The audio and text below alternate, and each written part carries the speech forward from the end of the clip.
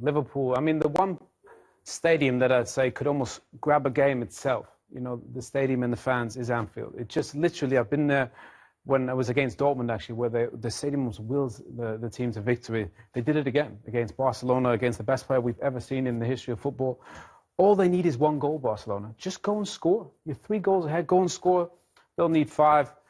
But Liverpool and Anfield, they grabbed the game, and it was unlike anything we've ever seen until last night. Exactly. Then, on Tuesday morning, if I asked you who's more likely to get through to the Champions League final, you'd probably have said Tottenham. Definitely. But the way Ajax played in the first half an hour in London, they absolutely blew Tottenham away. And, you know, sometimes we can talk about tactics and formation and all these different things, but sometimes what gets these guys to this position is not just talent, it's heart. You know, and I thought Liverpool showed that Tottenham, against all odds, find a way, dig deep, and they show heart, they show passion, and they get a result when that's what it needs. And it was remarkable to watch. It really was. Unlikely heroes, Divock Origi and Gini Wijnaldum on Tuesday night, and last night a Lucas Moura hat-trick. 3 goals he did in that second half, and it hadn't looked likely, had it, at half-time? No, not at all. I mean, Ajax, for that first half, they were absolutely terrific. They were passing the ball around. Probably should have had more goals. But, look, I think the true, you know, you only really know players when it's difficult. And Tottenham were up against it. You need somebody to rise to the occasion. Harry Kane is not there. And Lucas Moura just showed what a terrific player he is. He started as a jinky winger at PSG. Now he's come inside, played almost as a number 9 with Harry missing, and he scored one of the best hat-tricks you'll see. Tottenham's last signing as well. They haven't signed a player since Lucas Moura joined Spurs. Fernando Llorente at half-time as well. I mean, the difference when he came on. You know, last week at the Tottenham Hotspur Stadium, they didn't have that option off the bench. This week they did. Llorente came on and made a difference. And if we look at the stats and the difference between the first half and the second half, you can see that Tottenham totally dominated that second period and was so much better than they were in that first half. More shots on target, more corners, more crosses into the box because Llorente was on the pitch, and more possession. And, of course, 3 goals. You're right. This is almost the season of the unsung heroes. You think about Origi at Liverpool. He scored some massive goals, the one against Everton, then against Newcastle. Llorente, he scored some big goals as well, and obviously Lucas Moura. But I just thought Llorente, he gives you that option to be a focal point. You can get up to him quickly. He's the one that wins that flick on against De Ligt. Dele plays the ball in. But I just think, you know, in a season, you need all these players. You know, you talk about the star players, but you need these unsung heroes. And could that be Llorente? Could that be Lucas Moura? Liverpool has scored a ton of late goals as well. So the stage is set for a breathtaking final. Yeah, incredible, wasn't it? It was a special game, a special result for Spurs. Let's hear from some of those heroes after the game last night. After losing the first game, and like I said, coming down, being down 2-0, I mean, nobody expected us to go through, but we did it, and yeah, we can really look at ourselves and being really happy with what we have achieved. He was, you know, very emotional, but yeah, as I said, it's what we deserved, and you know, seeing people's comments like Ruud Gullit after the first game and how rude he was. You know, it's nice that we fought back tonight and hopefully shut him out. What did he say?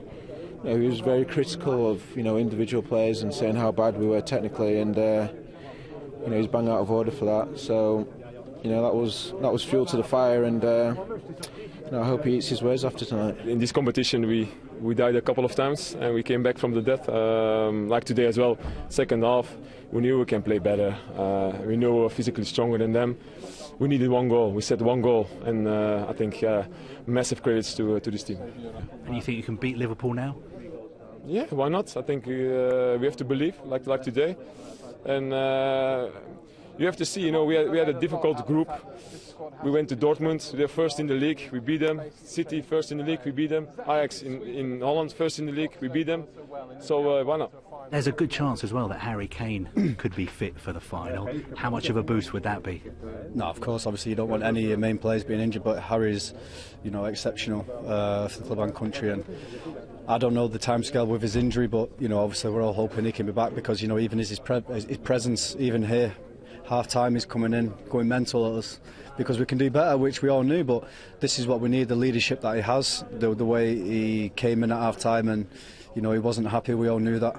And you know, he just gives us that, you know, extra lift because, like I say, his presence is massive for us. I am very proud of my teammates. That's our game. That's intensity, that aggressivity. It's our game. We need to do it every game. I'm so happy, so proud. Everyone deserves it. My teammates, the staff, president, everyone in this club. This club is amazing. Just tell me about Lucas's evening, what he managed to achieve tonight. Unbelievable, and I don't know what should I say. So I think he deserved it. He worked so hard. He's such a nice guy, and for me, he deserved it. I don't care who scored these goals, and we're in the Champions League final. I think I'm really, really happy for him, and he deserved it. And finally, just a word about your manager. Such like a winner, he wants to win every single situation, every single minute, seconds, or games.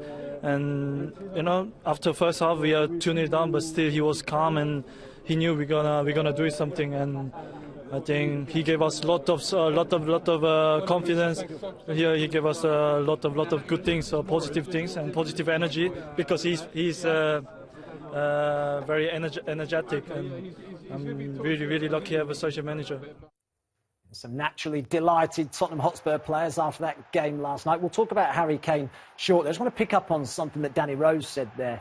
He said about Ruud Gullit, he was really critical of the team, and it was almost a case of showing him that they were a good side. Have you ever been in that position?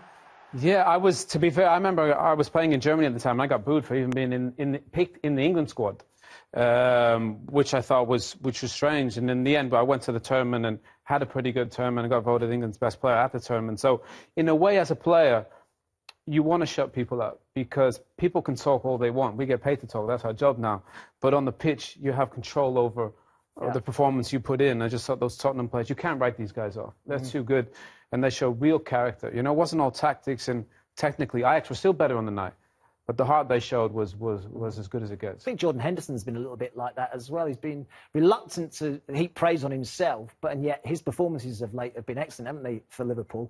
Let's talk about Harry Kane then, because he's been out now a month to the day, I think. Lucas Moura can't be dropped. He's just scored a hat-trick in the Champions League semi-final to get Spurs to the final. He can't drop him, surely, can he, for Harry Kane? Look, you've got to find a way to get these guys on the side. Harry Kane, that's 23 days to the final. Yeah. He'll play. He's going to play in the Champions League final. Surely he has to. And I just think you just make a slight tweak. I think you'll see Eriksen play in there. I think Lucas Moura, really, he is a winger. Son, I love him off the left-hand side like he did. And there, Wanyama, I think... Wanyama come out. I think Kane comes in for... So you think Harry Kane plays? That's how you play. Harry Kane, I don't care. Regardless of the fact that he hasn't played for 7 weeks. No, doesn't matter. He's got 23 days. He's been off for 4 weeks. He's got 23 to the final. Harry Kane, if he's fit, which he should be, with that injury, he'll start the final. He has to. And I think then you got goals on the side. You got Son off the left-hand side. You got Lucas Moura. Look, this is going to be a heavyweight clash with Liverpool. Eriksen's a ball player. Ali gets you goals. Who's going to sit in midfield? Is it Wanyama or Sissoko? But if I'm Pochettino, I'm going to go full strength. So it's a case of just picking your best players and fitting them into a system. Could he potentially drop Eriksen and Ali alongside Sissoko in midfield? Play 4-2-3-1, which is pretty much how they played last night? He's got great options. That's going to be the issue. I think these two, I love these two in central midfield. It's more attacking. The only issue you're going to have is defensively, is he good enough, Sissoko? Sissoko wants to do that. So really, naturally, for a one-off game, Wanyama would probably be better fitted for that. But you got to find a way to get your game changers on the pitch. Son has shown that this season. He's a game changer. Kane, without question. Lucas Moura scored a hat-trick in the biggest game in Tottenham's history, arguably. So get them on the pitch, let them figure it out. Because I think if they go full strength, Tottenham, they could give Liverpool a proper game. So you think that Owen thinks that Harry Kane will start? I'm not totally sure. Well, the man who's got the decision, that's Mauricio Pochettino. Let's hear his thoughts after the game last night. It's difficult with words to describe my feelings and my emotion. I think it's one of the most important nights in my life. For me, I said before, they are heroes. I told you in the last 6 months, I think I repeat these sentences. I think they are superheroes now. To brought the club to the final of Champions League, I think is very close to a miracle. No one believed in us from the beginning of the season. We are so close, almost on the top four, and sure on the 1st of June in Madrid, playing the final against Liverpool. And I think it's an amazing season in our new home. And I think this chapter that we are going to close now, that we are going to stand until the 1st of June, I think can be amazing to close the chapter, playing a final, and in case to win, should be an amazing book. Will you leave Spurs if you win the Champions League, like you said yesterday? Sorry? Will you leave Spurs if you win the Champions League, like you said yesterday? Yes, I am going to leave, or if I lose, maybe two. Okay, we've got a question from Ali. Ali, make yourself known. Thank you. Mauricio, hello. Lucas Moura was like the calmest player on the pitch today. I mean, it's taken him a while to get to this point, settling into the team. How important was he tonight for you? I think scoring a hat-trick, 3 goals. If our players are superheroes, he is super hero. Because I think it was amazing. I think he was very clinical in front of the goal. Yes, I think a fantastic night, magic night for him. 2 questions. Will Harry Kane be fit for the final? Ciao. And one other question. Wow, didn't expect that. I mean, even if they win the Premier League, or don't win the Champions League, should I say, he might leave. I was curious what the second question was. The first one, it wasn't up on the first one, was it? Well, he never walks off Pochettino, so... He looks ruffled. He looked ruffled, didn't he? Yeah, I mean, normally he's amazing with the press, isn't he? He's so accommodating, even in difficult situations. So that was probably one of the biggest nights of his life. So it wasn't really a moment, really, to be, to be upset. But maybe... He talked about leaving prior to the game, didn't he? And I thought it was a little bit tongue-in-cheek.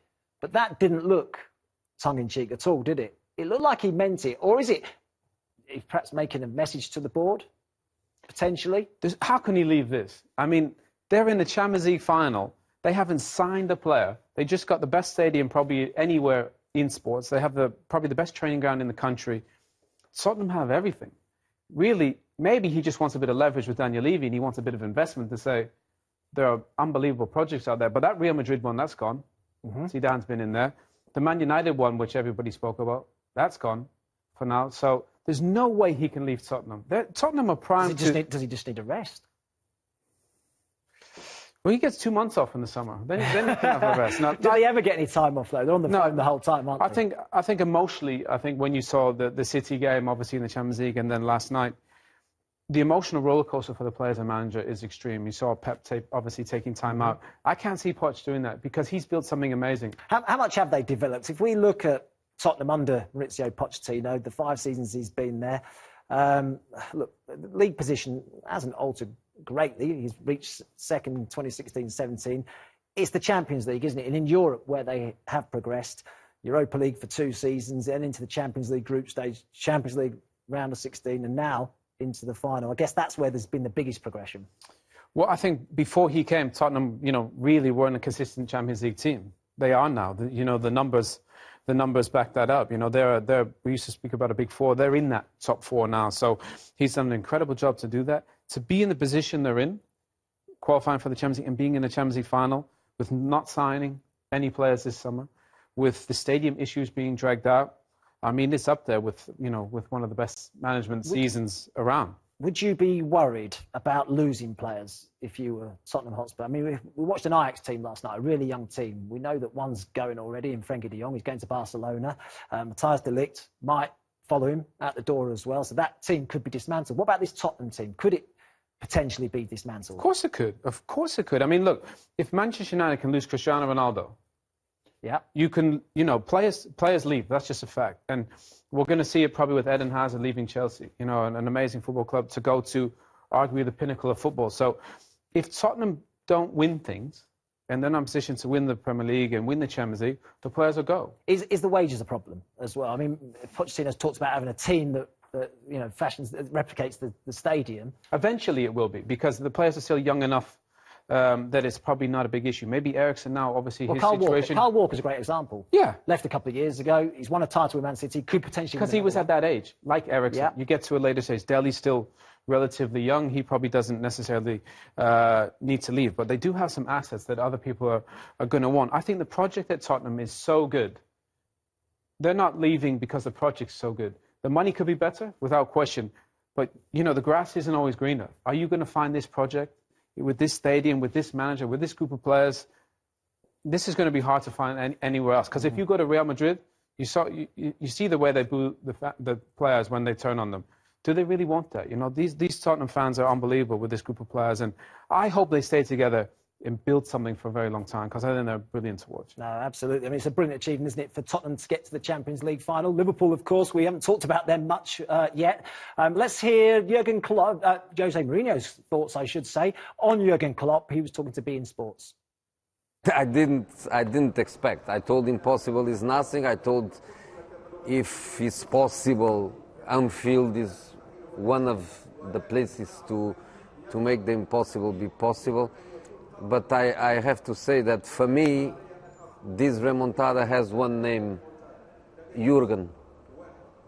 I think this is not about tactics, this is not about philosophy, this is about heart and soul and fantastic empathy that he created with that group of players.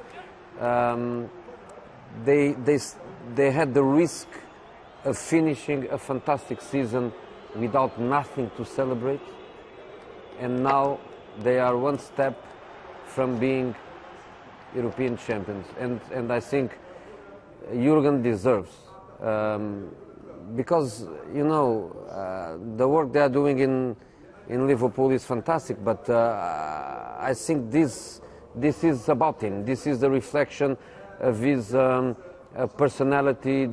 Don't give up, a fighting spirit, every player giving everything. Jose Mourinho there heaping praise on the Liverpool manager Jurgen Klopp, said he deserves to win the Champions League. Do they deserve it more than Tottenham? First of all, Jose's looking pretty good, by the way. Well, he looks well, yeah. In retirement, he looks, you know, but I think the stress He'll be back, won't he? He'll be back. He'll want to be, I mean, imagine him, the CV that he has watching Pochettino and Jurgen Klopp, and it's great to see that he is so complimentary, because Pochettino, Pep Guardiola, Jurgen Klopp, some of the best managers around. And I think the one thing that he did so special, initially at Chelsea and at Inter, was that empathy, like you said, with the players. Mm-hmm. For whatever reason, he didn't get that at Real Madrid anymore with United when it went south. So even he recognizes having a connection to the group of players is probably one of the most important things, because that's where you get that fighting spirit. And nice to see that he's even speaking about it. Yeah, the players do sort of emulate Jurgen Klopp, don't they? You know, that firebrand type of football, that fast-paced, intense football they play. Well, I've been there to both training grounds to interview both of them, Pochettino and Jurgen Klopp. And the first thing, I didn't really know them that well, and the first thing they did is you know, come up and give you a big hug. You know, imagine, and I barely know them. Imagine the relationship they have with their players, how close they must be, that even with people they're not that connected to. So if you have a relationship like that, you'll run through a brick wall for them. And that's how management is. You need to be close to the players, and these guys do it as good as anyone. So June the 1st, it's Liverpool, it's Spurs, they're in Madrid. Who's winning the Champions League? Honestly, flip a coin. I mean, this game will be amazing. I think Liverpool will be... Well, the way the Champions League's gone this season, you can't really call it, can you? No, you can't call it. And I think this is where the managers are so important in terms of can they get their tactics right. But I think Liverpool, the season that they've had, the way that they're playing, for me, they're favourites. But Tottenham could have been out in the group. Somehow they find a way to dig deep through, you know, really crucial moments and find answers. So if Harry comes back, you play Lucas, you play Son, there's and Eriksen and Dele. There's goals on that side. I just want to see a heavyweight clash. But I think Liverpool just shade it for me. It's been the year of the comeback. Just don't take the lead, I guess. Man City have got the lead in the Premier League race. They're ahead of Liverpool by a point going into this last game of the season. It has been a brilliant race between these two, hasn't it? I mean, the remarkable thing is that, you know, Manchester City is probably the best team we've ever seen, really, in the history of the Premier League. You know, over 100 points last season. They've come again this season. And Liverpool have been able to, you know, step it up from last season. As good as they were last season, You know, to be, you know, go toe to toe with Manchester City, as good as they are, I think is an achievement itself. It's a shame one of them has to lose because they both deserve. I mean, Liverpool, look at that. I mean, one loss. They could not win the Premier League season losing one game. I mean, it's literally it's unheard of. It was to Man City. But still, I mean, even if they don't win the Premier League title, they've had an exceptional season. And Jurgen Klopp is probably the best builder of teams. He did it at Dortmund. He's doing it at Liverpool, and Liverpool are here to stay. You know, they really are. And, you know, we used to have a top four, and then now it's become a big six. We've got a top two. They're streets ahead of everybody else. If you just look at the goal difference from second to third, it's off the charts. City have got 2 games to play. They play Brighton in the last game of the Premier League season. They've got Watford in the FA Cup final. They could do a domestic treble, which has never been done before. If you'd have said to them at the start of the season, you've got Brighton and Watford, 2 games left, you beat them both, you've done the treble. Wow. Amazing. I mean, it really is. I mean, Pep Guardiola, I don't think there's any questioning. He's the best coach. You know, tactically and the way he gets all the players playing his style of football, the way he improves every player. But they compete. You know, the way those players run around and work hard for them. Bernardo Silva typifies that. They're a joy to watch. And, you know, they're going to win. They're going to win things. That's without question. But